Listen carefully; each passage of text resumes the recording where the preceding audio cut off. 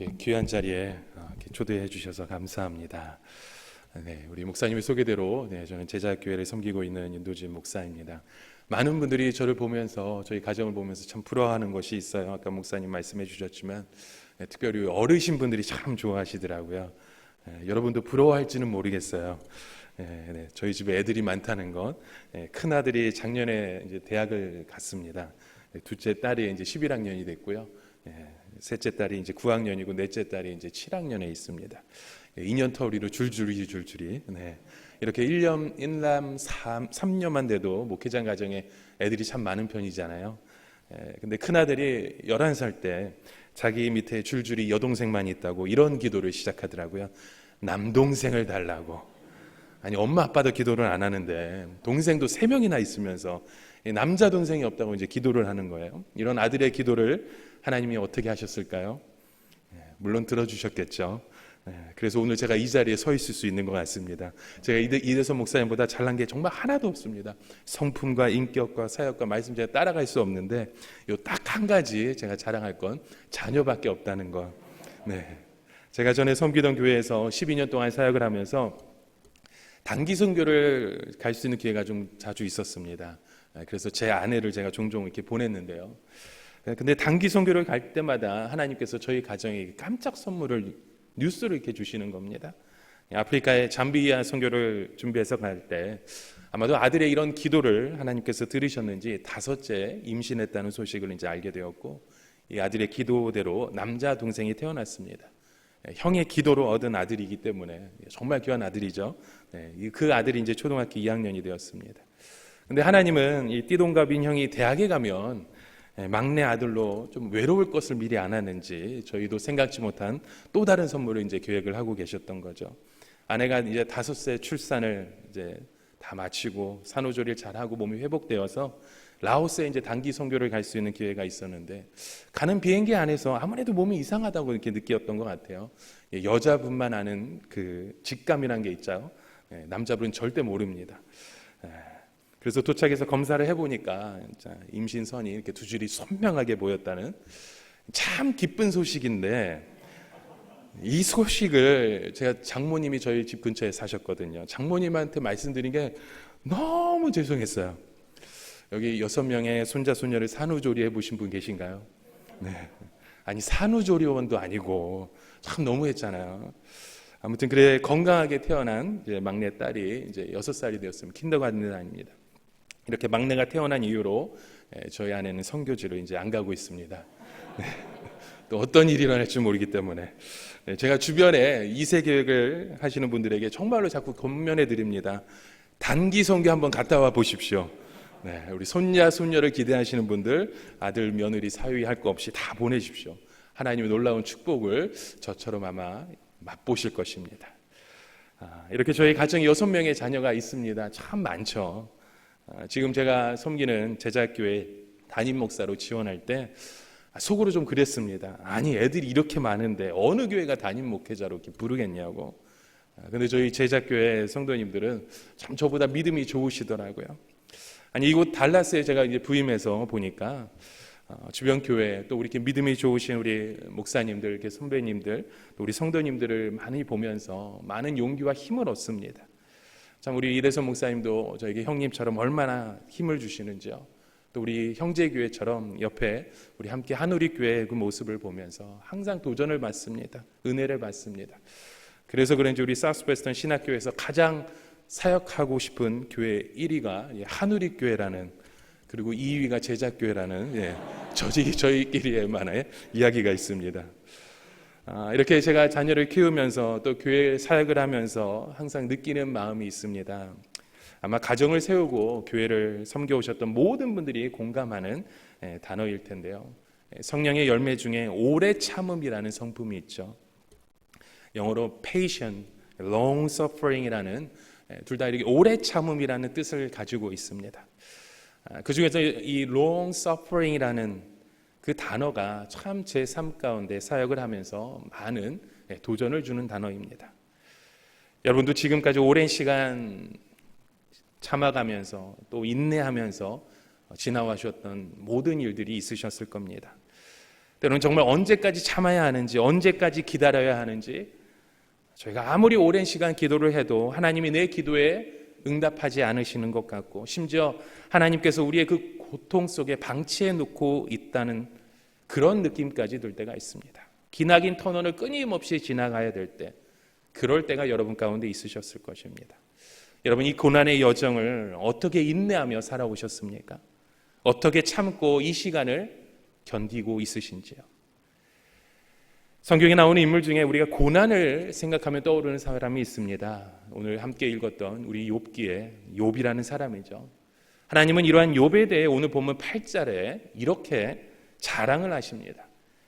내가 내 종 욥을 주의하여 보았느냐? 그와 같이 온전하고 정직하여 하나님을 경외하며 악에서 떠난 자는 세상에 없느니라 말씀합니다. 이에 사탄이 이렇게 대답합니다. 욥이 어찌 까닭 없이 하나님을 경외하리까?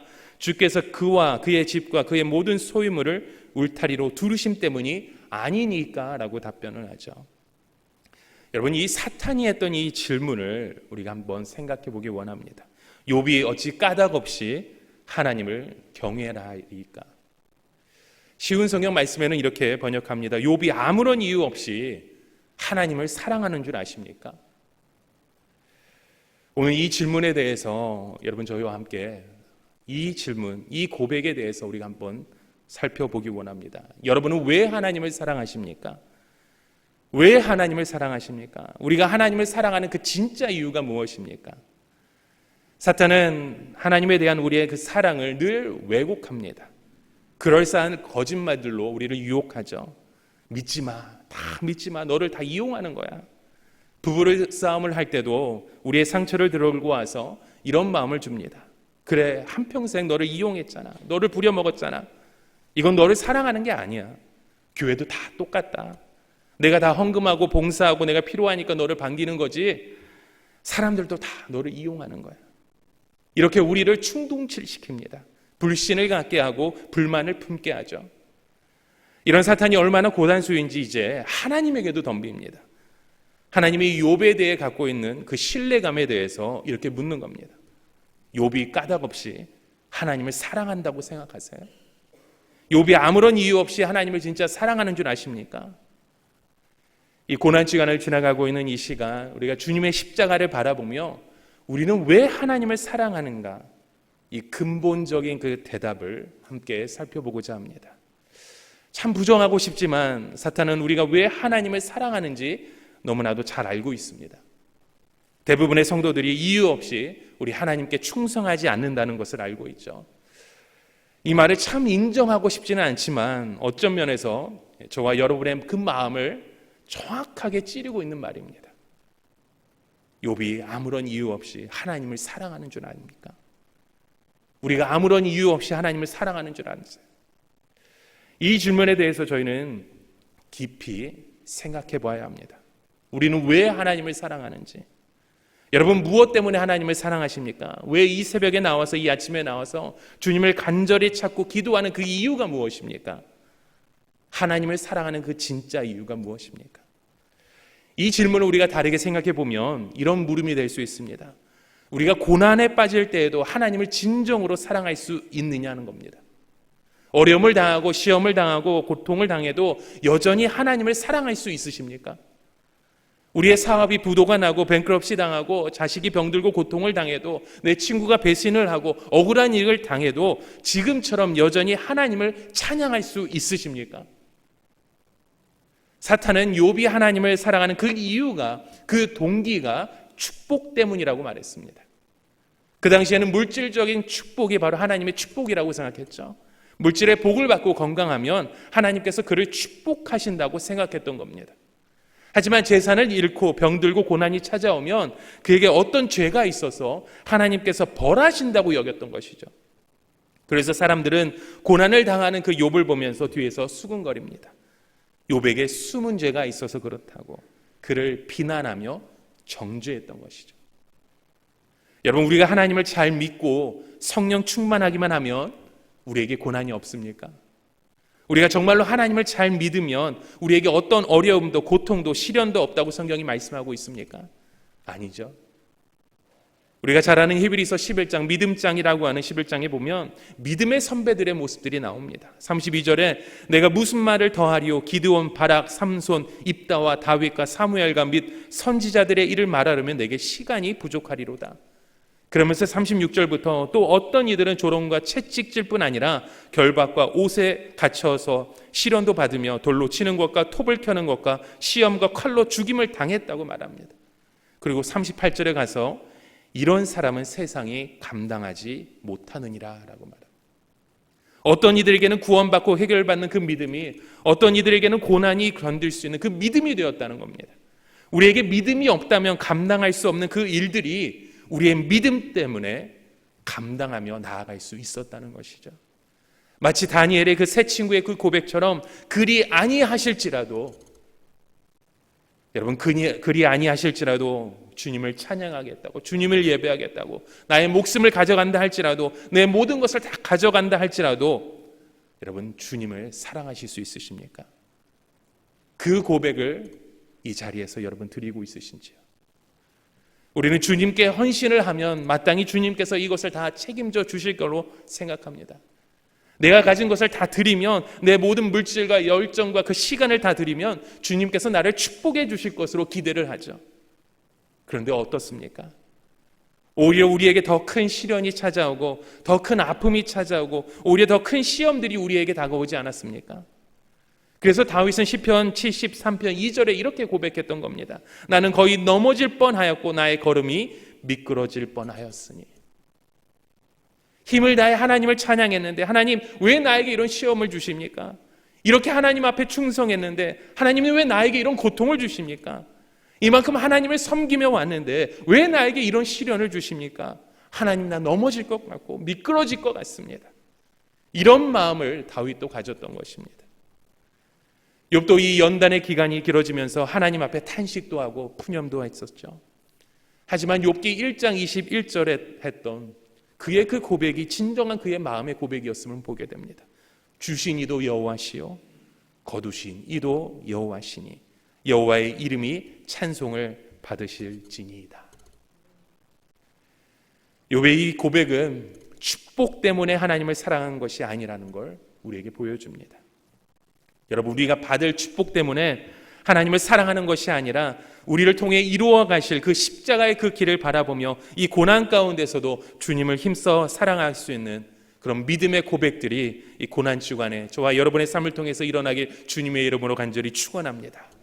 우리 가슴에 손을 얹어놓고 한번 고백하기 원합니다. 그리 아니하실지라도 주님을 사랑합니다. 자, 오늘 사탄이 했던 그 질문에 대해 여러분 다시 한번 생각해 보기 원합니다. 욥이 아무런 이유 없이 하나님을 사랑하는 줄 아십니까? 여러분, 이 질문 속에는 사랑하는 사람들로부터 버림을 당할 때에도 하나님을 사랑할 수 있느냐는 겁니다. 사랑하는 사람에게 버림당할 때에도. 우리는 관계 가운데 서로 상처를 입으면 참 힘듭니다. 그래서 교회를 떠나는 분도 종종 있으시죠. 자식 때문에 근심하는 분들, 부모와의 그 관계 때문에 힘들어하신 분들, 목장 안에서 여러 가지 힘든 일들 가운데 때로는 종종 하나님을 원망하며 관계를 멀리하고 교회를 떠나가기도 합니다. 또 교회에서 주는 그 부담감, 또 교회를 통해서 받는 부담감조차도 힘들어할 때도 있습니다. 욥도 이 고난 속에서 가족들과 친구들을 다 잃어가게 됩니다. 그나마 남은 친구 셋이 있었지만 그들이 욥을 어떻게 대했습니까? 그의 속을 뒤집어주는 얘기만 하죠. 너에게 죄가 있어서 그렇다. 이렇게 아무도 우리를 위로해주고 격려해줄 사람이 없을 때에도, 때로는 사람들에게 오해를 받고 상처를 받을 때에도 오늘 저와 여러분이 이 자리에서 진정으로 하나님을 사랑할 수 있느냐는 겁니다. 시편 25편 16절부터 보시면 다윗은 이런 고백을 우리에게 줍니다. 주님, 나를 돌보시고 나를 불쌍히 여겨주소서. 내가 외롭고 괴롭습니다. 마음의 고통이 말할 수 없이 크오니 나를 이 괴로움에서 벗어나게 해주시옵소서. 내 고통과 괴로움을 보소서. 내 모든 죄를 용서해 주소서라고 고백합니다. 여러분, 우리가 평안하고 감사할 때 주님 앞에 나와 기도하는 거 쉬운 일입니다. 그러나 그런 슬픔과 배신과 그런 상처와 그 아픔, 그런 부정적인 감정이 나를 사로잡고 있을 때 기도하는 이 자리에 나오는 거 정말 어려운 일입니다. 그러할지라도 우리의 있는 그 모습 그대로 주님 앞에 나오는 그 일들이, 그 고백들이 우리에게 꼭 필요하다는 겁니다. 슬플 때는 그 슬픈 감정 그대로, 두려울 때는 그 두려움 그대로, 외로울 때는 그 외로움 그대로, 마음이 무거울 때는 마음이 무거운 그 감정 그대로 주님 앞에 나와 여러분 고백하셔야 됩니다. 그런 그 믿음의 그 고백을 통해서 주님의 그 사랑을 우리는 깨닫게 됩니다. 제가 캘리포니아에서 북가주에서 사역할 때 어떤 유스 학생의 어머님이 한국에서 오셨습니다. 자식들을 먼저 유학을 보내며 홀로 이렇게 지내시다가 어머님이 암이 발견이 되셔서 한국에서 계속 치료를 받으셨지만 더 이상 어찌할 수 없는 상황 가운데 있으셔서 그래도 마지막은 그 자녀들과 또 그 어머니의 누님, 언니가 그곳에 함께 계셔서 가족들과 함께 있고 싶다고 이렇게 오셨습니다. 그렇게 교회로 처음 발걸음을 내디시면서 자녀들과 함께 신앙생활을 하기 시작하셨습니다. 의사가 6개월도 힘들다고 했는데 3년 동안 정말 아름다운 모습으로 사시다가 하나님의 부르심을 받았습니다. 제가 그분을 보면서 느끼는 것은 참 암이라는 말할 수 없는 그 통증 가운데, 그 고통 가운데 그의 얼굴을 보면 참 평안이 넘쳤습니다. 늘 예쁘게 웃으시고 참 애교도 많으셨습니다. 그래서 그런지 아이들의 모습도 항상 씩씩했습니다. 건강했습니다. 그렇게 아픈 몸을 이끌고 교회에 오셔서 이런 말을 참 자주 해주셨습니다. 우리 성도님들 너무 좋으시다고, 우리 사모님 참 사랑이 많으시다고, 우리 집사님 그 마음이 얼마나 이렇게 아름다우신지, 참 그의 입술의 고백 가운데 그런 감사와 사랑이 항상 이렇게 넘치셨습니다. 삶의 죽음과 문턱 속에 참 이 모든 것을 다 내려놓고 하나님만을 의지하며 가셨던 그녀의 그 모습이 종종 제 사역 속에서 생각이 들 때가 있습니다. 여러분, 저희가 나 아프다고, 나 상처받았다고, 나 시험받았다고 이렇게 혼자 고립되어 있으면 누가 찾아옵니까? 그래, 아무도 널 사랑하지 않아.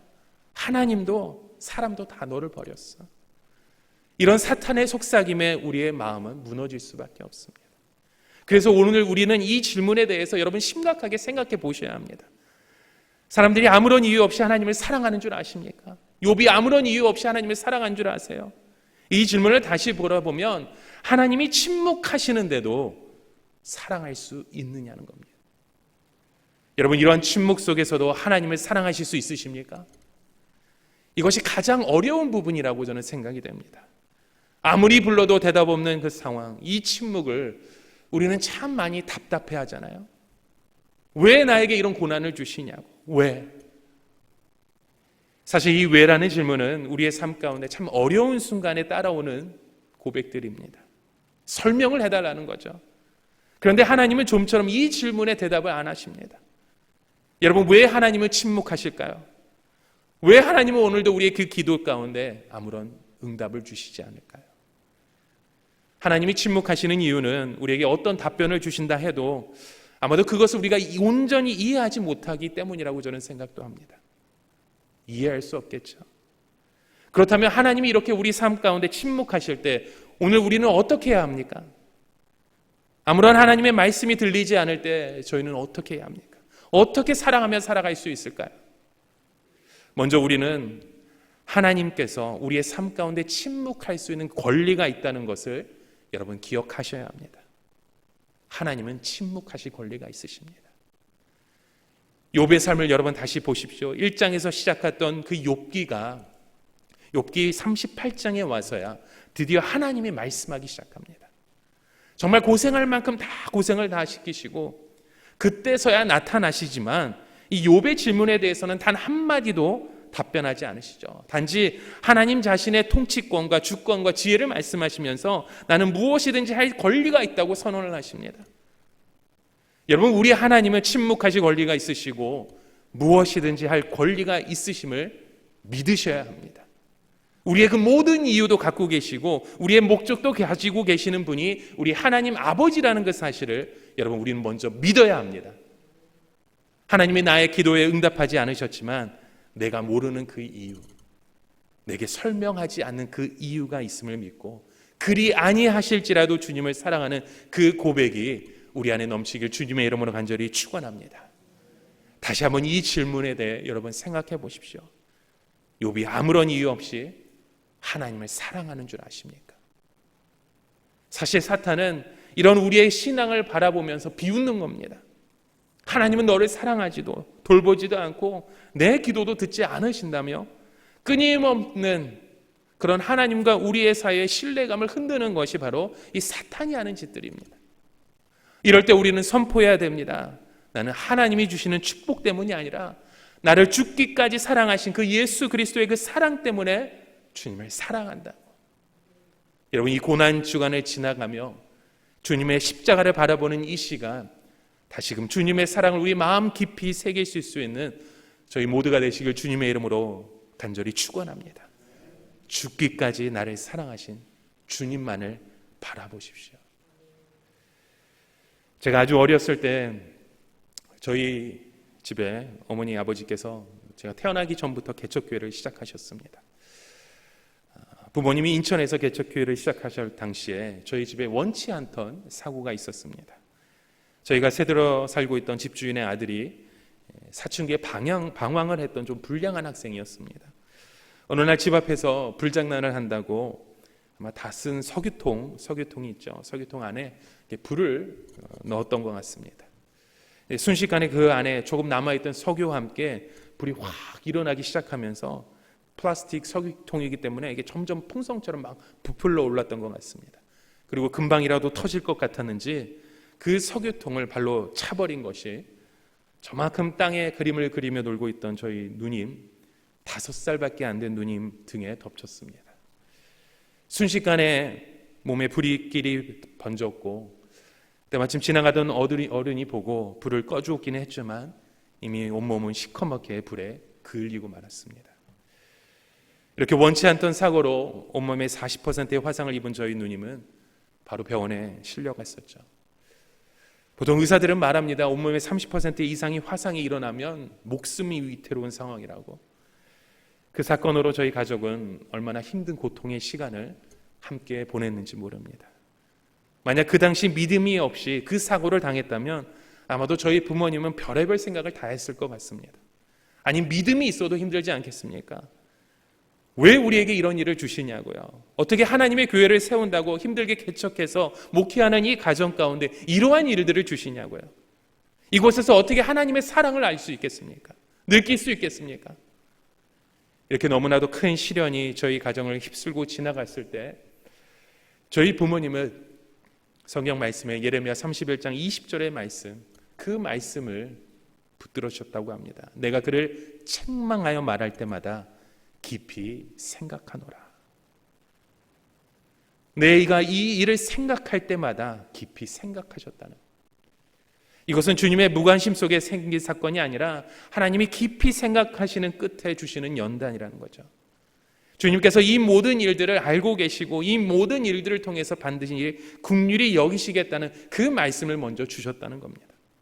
만약 그곳에서 원망의 끈을 붙잡고 있었다면 그 청년을 원망하며 하나님을 원망하며 저희 모든 가족은 쓰러질 수밖에 없는 그런 인생을 살았겠죠. 이렇게 화상으로 인해서 매일같이 수술실에 실려가서 온몸에 상처를 소독하며 핀셋으로 그런 익은 살껍질을 잡아뗄 때마다 그 온 침대 시트가 피바다로 변했지만 이곳에서 원망의 마음 대신 하나님의 마음을, 그 하나님의 긍휼하심을 구했습니다. 저희 어머님은 이 살점이 떨어져 나간 그 침대 시트를 빨 때마다 참 말할 수 없는 눈물을 흘리셨다고 합니다. 저는 이렇게 사랑하는 사람과 함께 겪는 그 고통을 통해서 하나님의 마음을 조금이나마 깊이 생각하게 됩니다. 우리를 향한 하나님의 마음, 우리를 보실 때마다 정말 깊이 생각하시는 하나님의 아버지의 마음을 우리는 보게 됩니다. 이렇게 어려운 치료 과정을 끝까지 잘 인내하고 그래도 회복하면서 누님의 배와 허벅지와 팔에 약간의 흉터만 남으시고 나중에 깨끗하게 치료가 되었습니다. 그리고 하나님은 그 사고가 난 후에 10년의 세월을 흘러서 누님이 중학교 1학년이 되었을 때 그 상처의 그 기억을 축복의 기회로 바꿔주기 시작하셨습니다. 어린 시절 화상을 입은 그 사진을 본 미국 의사의 소견 때문에 미국에서 공부할 수 있는 기회가 주어지게 되었고 나중에 저희 모든 가족이 이민을 올 수 있는 그런 계기 또한 되었던 것입니다. 사실 저희 누님이 겪으셨던 이 사고는 제가 너무 어린 나머지 제 기억 속에는 없지만, 제가 초등학교 4학년 때 어머님께서 쓰셨던 한 책을 보고 얼마나 울었는지 모릅니다. 정말로 하나님의 은혜로 우리 누님을 살리셨구나. 그 책 내용 중에 죽음의 문턱에서 열이 펄펄 나는 그 누님을 가슴에 안고 앰뷸런스 차 안에서 마지막이라고 생각하며 하셨던 그 어머니의 말씀이 얼마나 제 가슴을 울렸는지 모릅니다.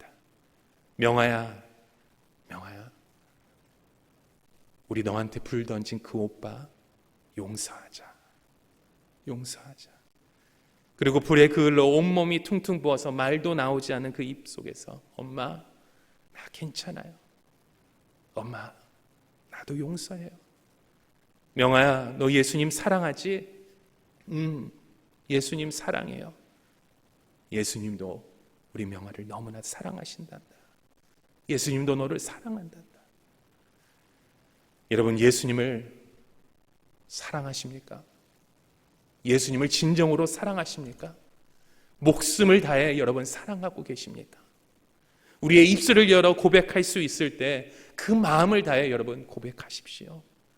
예수님 사랑합니다. 이 사랑이 우리 안에 있다면 우리는 용서할 수 있습니다. 내 마음속에 주님의 그 사랑이 살아있다면 그 사랑이 고백이 되어집니다. 그 사랑으로 우리의 삶 가운데 품어갈 수 있습니다. 그 사랑으로 우리의 삶 가운데 형제를 용서할 수 있습니다. 그 고백이 우리를 하나 되게 하며 우리를 다시 세우는 그 믿음의 고백이 되는 줄 믿습니다. 그래서 욥기에 보면 욥기 42장에 가서 욥은 그를 비난했던 친구를 위해서 기도할 수 있었던 겁니다. 여러분, 나에게 아픔을 준 사람에게 기도하며 용서하는 것이 쉬운 일입니까? 나의 상처를 가지고 친구들을 위해서 어떻게 그들을 축복할 수 있겠습니까? 그들이 욥에게 한 말을 생각하면 억울한 상황밖에 닥치지 않습니까? 내 자식들이 죽은 것은 그들에게 죄가 있어서 그렇다고, 내가 사람들 앞에 의롭게 보였을 모르지만 하나님 앞에 숨은 죄가 있었다고, 그래서 회개하라고 말하잖아요. 이런 말로 배신감과 상처를 받았을 욥인데 어떻게 그를 위해서 기도할 수 있는 마음이 생겼을까요? 하지만 욥은 그 비난의 자리에서 힘써 그 기도의 자리까지 나아갈 수 있었던 것입니다. 왜냐하면 그에게는 바로 그 하나님의 사랑이 함께 하고 있었기 때문입니다. 여러분, 우리의 신뢰가 무너지고 비난의 그 화살이 우리에게 다가오더라도 여러분, 이 자리에서 먼저 주님의 사랑을 바라보시기 바랍니다. 주님의 십자가를 여러분 바라보시기 바랍니다. 우리의 관계 가운데 막혀있던 그 담을 그 사랑으로 이제는 풀어내시길 바랍니다. 우리의 관계 가운데 하나님이 일하실 수 있도록 우리의 마음의 문을 활짝 열어가며 주님의 그 사랑을 이제는 느껴보십시오. 그래야 그 축복의 문도 우리에게 열릴 줄 믿습니다. 여러분, 오늘 저희가 함께 생각해봤던 이 질문은 욥이 아무런 이유 없이 하나님을 사랑하는 줄 아십니까? 라는 그 질문 속에 여러분 깊이 생각하시길 바랍니다. 나는 이러한 고난 중에도 여전히 하나님을 사랑할 수 있는지, 다른 사람들로부터 버림을 당하고 고독하고 외롭고 그렇게 쓰러질 수 없는 그런 상황 가운데 있지만 그래도 하나님을 정말로 사랑할 수 있는지, 하나님께서 나에게 이런 일들을 설명 안 해주고 정말 침묵하실지라도 나는 진정으로 하나님을 사랑하고 주님만을 바라볼 수 있는 자녀인지, 그 사랑을 여러분 다시금 돌아보십시오. 그리고 그 사랑을 오늘 우리가 서 있는 이 자리에서 힘써 선포하시길 바랍니다. 그 고백 속에서 우리 주님이 함께 일하시는 줄 믿습니다. 이 시간 우리 함께 찬양하며 나아가기 원합니다. 야고보서 5장 7절에 보면 이런 말씀을 우리에게 주십니다. 그러므로 형제들아, 주께서 강림하시기까지 길이 참으라 라고 말씀합니다. 주님 오실 때까지 길이 참는 것, 이것이 바로 우리의 소망이고 우리의 신앙이라는 것이죠. 오늘 저와 여러분에게 욥과 같은 그 고난의 밤이 우리 가운데 찾아오고, 때론 이 광야에 던져진 것 같고 모든 사람이 내게 등을 돌리는 것 같을지라도 여러분, 장차 우리가 누리게 될 하나님의 그 영광을 소망하며 고백하시길 바랍니다. 주께 아끼지 않는 자에게, 신뢰하며 걷는 자에게 우리 주님은 일하십니다. 오늘 저와 여러분의 이 시선을 하나님의 마음 가운데 바라보며 소망하며 이 연단 속에서도 주님을 찬양할 수 있는 그런 믿음의 고백이 되시길 주님의 이름으로 간절히 축원합니다.